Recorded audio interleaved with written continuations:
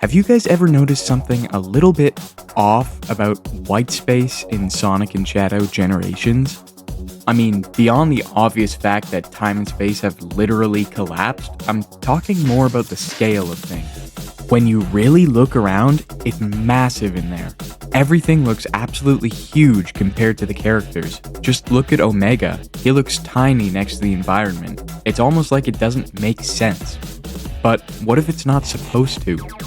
What if white space is operating on rules we've already seen somewhere else? If you think about it, the way white space pulls in information from time and space in the real world and gets it just a little bit wrong is exactly what we see happening in the Backrooms.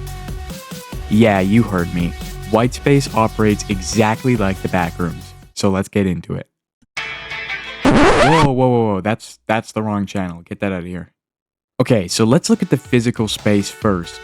In Shadow Generations, the environments feel disjointed, the proportions are wild, and things are stretched and scaled up in ways that completely defy standard logic. This directly mirrors how reality warps in the Backrooms.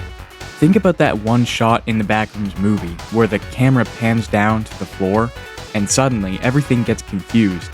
Things get stretched out proportionally, nothing is right anymore, and the environment is trying to replicate a physical space but failing to actually understand it.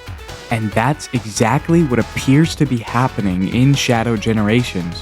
White space is trying to rebuild these iconic locations but doesn't actually understand the scale. So, you end up with these massive, imposing structures.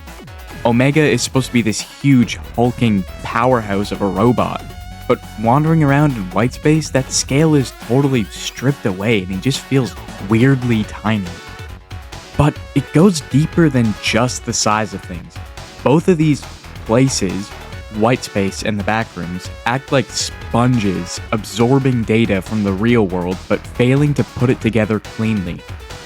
In the Backrooms movie, we can see the gate that's open in Clark's basement, and parts of real life just start seeping into the Backrooms.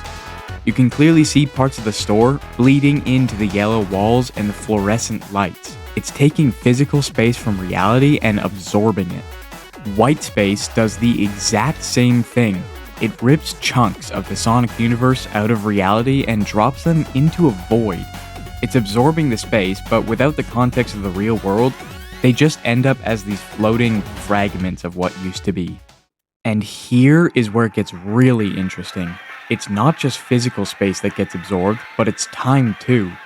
If you've watched Backrooms Found Footage 3, then you probably know the video takes place in the 90s, but there's a poster visible that is explicitly dated from the 2020s. This is a huge clue because it shows us that the Backrooms is pulling information from the future as well.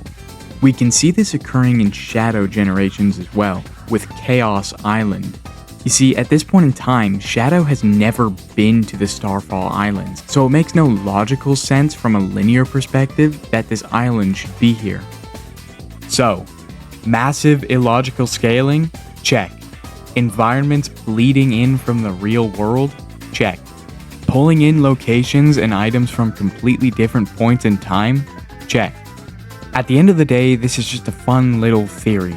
But it really made me look at the white space in Generations in a completely different light. White space still has a lot of potential, and thinking of it as more of a backroom style place makes it infinitely cooler in my eyes.